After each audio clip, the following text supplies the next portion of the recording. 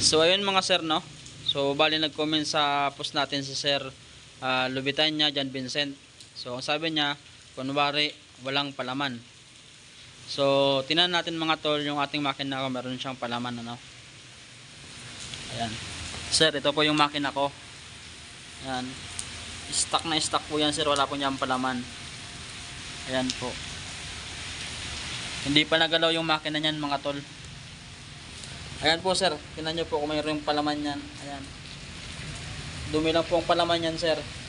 Stock yung throttle body. Ayan. Meron pang mushroom.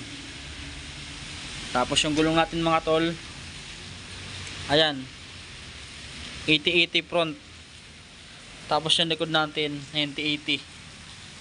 So sa mga nagtatanong pala kung ano yung sprocket set natin, ang set po ng sprocket na yan mga tol ay 1441. Ayan. So madumi yung ating motor mga tol, gawa hindi pa tayo nag-washing, gawa ng maulan.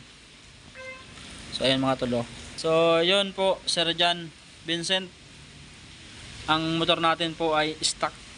Ayan. Wala pong karga yan tol. Ayan. So wala pong pinalitan dyan.